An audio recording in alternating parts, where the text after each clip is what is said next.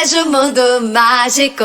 Aqui é o seu lugar. Fala galera do Colégio Mundo Mágico, primeiro ano, estamos aí chegando novamente, tá? Mais uma aulinha de matemática feita no capricho para vocês, tá ok? Agora nós vamos lá para o capítulo 3, Relações e Introdução às Funções. Nós já vimos isso, né? Nós vimos funções num capítulo à parte ali, no livro de física, né? Então agora nós vamos trabalhar um pouco mais, dar uma ênfase aqui neste conteúdo, desde o seu início aqui, né? A introdução dessas funções. Bom, para iniciarmos aqui, nós temos que destacar que funções é um dos conteúdos mais importantes da matemática. Por que função? Por que as funções são um dos conteúdos mais importantes? Porque ela relaciona, tá? As funções buscam relacionar duas grandezas, tá? Ou mais, mas no caso aqui que vocês estarão trabalhando, a relação entre duas grandezas. Isso é importante, tá? E isso é feito através de funções, tá? Então imagine, você tem que calcular ali a velocidade do carro para cada instante, você compara a velocidade para cada instante, você está relacionando duas grandezas, distância e velocidade. Imagina ali o crescimento das pessoas, das crianças, né? Principalmente nas crianças, na verdade, nós conseguimos ver isso, né? As crianças vão crescendo ao longo dos anos e nós podemos determinar isso também por uma função, tá bom? Você vai abastecer o seu carro e a quantidade que você tem que pagar ali está em função do valor a ser pago ali, da quantidade de litros que você vai determinar. Então, o valor a ser pago e a quantidade em litros que vão ser colocados ali, são duas grandezas que estão relacionadas, tá ok? Então, isso nós temos no dia a dia, vários outros exemplos, tá, de funções aí. Então, vamos aqui, ó, sistema de coordenadas. O que são as coordenadas, tá? Você poderia colocar lá o endereço da sua casa, tá? A rua, no caso, o número da casa, a rua, o bairro, a cidade, né, o estado, o país. Isso é uma coordenada, né? Você está direcionando o endereço no qual você mora. Mas o que é um sistema de coordenadas aqui, mais específico seria, para nós trabalharmos aqui, é o sistema de coordenadas cartesiano, tá? Mas nós podemos relacionar aqui, ó, um que é bem conhecido também, que vocês utilizam aí no Google Maps, né? Que é o GPS, a coordenada em latitude e longitude. Então o nosso planeta, ele está totalmente dividido ali, tá? Os quadriculinhos ali que você consegue determinar a latitude e longitude de qualquer ponto sobre a superfície terrestre. Isso é um sistema de coordenadas, tá? Então nós temos aqui, ó, sistema cartesiano ortogonal. O sistema cartesiano é um sistema, assim como latitude e longitude, né, na superfície, ou seja, ele tem duas dimensões. Aqui nós trabalhamos então com o eixo X e o eixo Y, e aí nós vamos subdividir, né, este eixo. Nós vamos colocar aqui o plano cartesiano, que você já conhece há muito tempo. Ele começa lá, o encontro das retas dos eixos é o zero. Acima do eixo aqui, no eixo Y, vai ser positivo. Abaixo desse encontro vai ser negativo. No eixo X, a direita do encontro das retas é positivo. A esquerda é negativo, tá? Bom, esse tipo de sistema é utilizado, então, para determinar qualquer ponto, qualquer posição em um espaço bidimensional, né, na superfície. E nós destacamos aqui um ponto P, né? Eu até coloquei aqui, ó, o ponto P é determinado aqui pelo par ordenado XY, tá? Nesse caso aqui, ó, quem é o X? O X, para esse exemplo aqui, é o 3 e o Y é o 2. Isto daqui é importantíssimo, tá? Você estabelecer, manter a ordem no par ordenado. Se você colocar lá no exercício, determinar lá que você tem um valor 3 e 2, você está dizendo que você tem 3 para o X e 2 para o Y. Se você colocar o contrário, você já muda a sua coordenada, muda a posição, tá ok? Então, só para recapitular, o sistema de coordenadas aqui, você pode determinar um ponto qualquer sobre o plano cartesiano e ele terá sempre dois valores, um valor para X e um valor para Y, tá? Então, até destaquei aqui, né, o par ordenado. Gravem bem, é diferente. Se você tem o 2, 3, isso é diferente de 3, 2, tá? Se você tem o 2, 3, você tem 2 para X e 3 para Y. Se você tem aqui o 3, 2, você tem 3 para X e 2 para Y. Você inverte, tá ok? Continuando então, nós temos algumas coisas a mais para serem vistas aqui em relação ao plano cartesiano. Por exemplo, o produto cartesiano. O que é o produto cartesiano? Quando você tem dois conjuntos, que são os valores que estão sobre o eixo x e o eixo y, tá? Nós podemos dizer aqui, ó, produto cartesiano vai ser representado pelo conjunto A, aí esse vezes aqui no meio, B. Ou seja, eu tenho o A cartesiano B, ou produto cartesiano de A e B, tá? E o produto cartesiano vai ser os pares ordenados. Quando você estabelece esse produto cartesiano, você encontra os pares ordenados dos dois conjuntos, tá? Então, A é um conjunto, B é um segundo conjunto. Quando eu faço o produto cartesiano entre eles, vai aparecer todos os pares ordenados entre eles, tá? Nesse caso, os pares ordenados XY, tá? E aí, ele diz aqui ainda, né, que vai ser todos os elementos x, y, tal que x pertence a A e y pertence a B. Então, ele está destacando aqui que no produto cartesiano, o x é o valor que está em A e o y os valores que estão no conjunto B.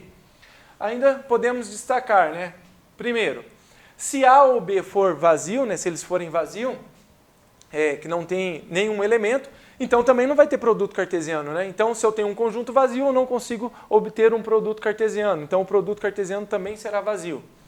Se eu tenho o produto cartesiano de A e B, e eu posso fazer também o produto cartesiano de B e A, esses valores vão ser diferentes, né? O resultado vai ser diferente, tá? Então, somente será igual se os conjuntos fossem iguais. Então, se eu tenho um conjunto A e um conjunto B diferente, quando eu faço o produto cartesiano entre eles, o produto de A e B é diferente do produto B e A, tá? E quando eu tenho o produto cartesiano entre o mesmo conjunto, né, o conjunto A cartesiano, o próprio conjunto A, ou seja, A cartesiano A, eu posso escrever de uma outra forma, com uma outra notação, que é o A ao quadrado aqui, tá?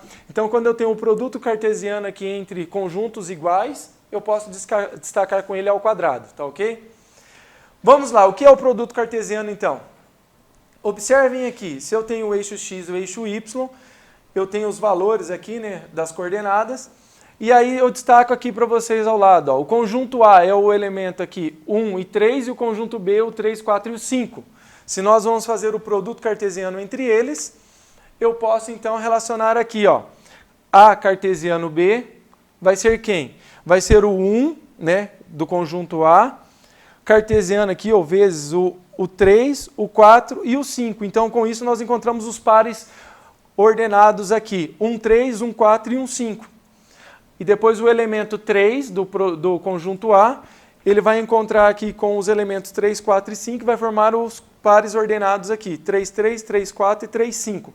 Então, o A cartesiano B, neste exemplo aqui, é o par ordenado 1, 3, 1, 4, 1, 5, 3, 3, 3, 4 e 3, 5. Tá ok? Isso aí, galera. Continuando aqui, então, relações, né? As relações aí do plano cartesiano, nós mostramos o x e o y. E aqui nós podemos escrever, né? Toda vez que aparecer lá no enunciado abscissa e ordenada, vocês não precisam ficar perdidos, né? Abscissa é x, ordenada é y, tá? Não esqueçam disso daí.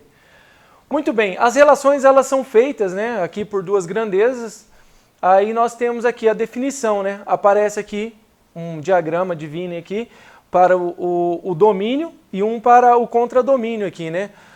No caso aqui eu só tenho dois conjuntos aqui iniciais, tá? Então a definição ela diz o seguinte, não precisa, aqui ainda não é uma função, tá? Eu posso relacionar duas grandezas e não ser uma função, tá ok? Eu posso relacionar dois conjuntos, na verdade, e não ter uma função ali que liguem essas duas grandezas. Tá? Ou esses dois conjuntos como aqui está.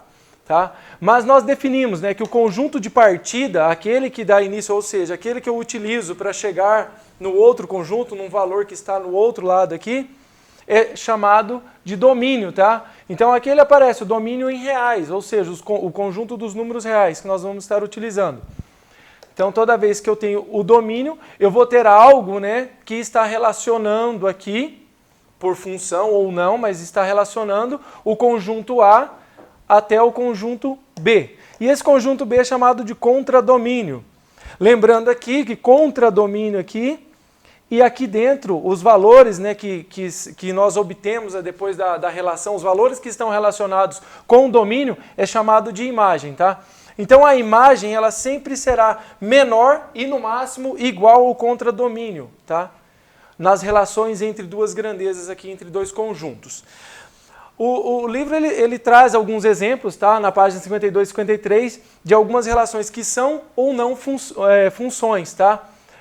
Por exemplo, o volume de chuva. Não tem como estabelecer uma função para o volume de chuva ao decorrer do ano, tá? Então você não consegue prever, ter uma função que determina isso, tá? Mas você relaciona o mês do ano e a quantidade de chuva que ocorreu. Isso é um exemplo de relações entre dois conjuntos que não é estabelecido por uma função. Agora já se você tem lá a formulinha do sorvete lá, você tem a posição final, vai depender da posição inicial, mais a velocidade vezes o tempo. Então eu tenho a posição do veículo vai depender do tempo percorrido ali para cada ponto, certo? Quando a velocidade é constante, por isso que eu falei da fórmula do sorvete. Vamos lá. Função, então é o que nós precisamos saber aqui, é como se comporta as funções, tá? E quando é uma função ou não. Então eu deixei 3 exemplos aqui, no qual o primeiro eu tenho aqui, ó. Lembrando que o nosso domínio é o ponto de partida e o contradomínio é o ponto de chegada. E lembrando ainda que só os valores que estão relacionados com o domínio podem ser chamados de imagem. Então observem aqui que o nosso domínio nesse primeiro exemplo aqui é 1, 2 e 3. O contradomínio é 6, 9, 12 e 15. Mas a imagem é somente 6 e 9. Então essa função, esses dois conjuntos A e B estão relacionados por uma função f e é uma função por quê? Aí vem aquela regrinha lá que eu já falei para vocês. Todo filho tem uma mãe. Então não existe aqui filho, não pode sobrar filho sem mãe para ser uma função. Tá ok?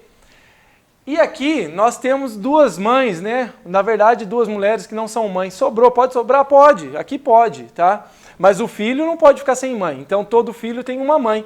E ainda existem filhos que são irmãos. Então podem ter aqui, ó, 2 filhos ter uma mesma mãe. Está certo? Sim, isso é função. Então, na linguagem matemática, o domínio não pode sobrar ninguém. Tá? A imagem é um conjunto que está contido dentro aqui do contradomínio, tá? Então a imagem ela vai ser no máximo igual ao contradomínio. Vamos ao exemplo seguinte aqui, ó. Esses dois conjuntos estão relacionados pela função h. Então aqui nós temos os filhos e vamos chamar aqui as mães. Só que aqui eu tenho um filho com 2 mães, isso não pode. É uma relação entre conjuntos? Sim. É função? Não. Por que não é função? Porque um filho não pode ter 2 mães.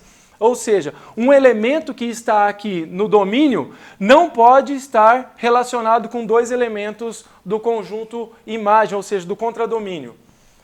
Mais um exemplo aqui, ó.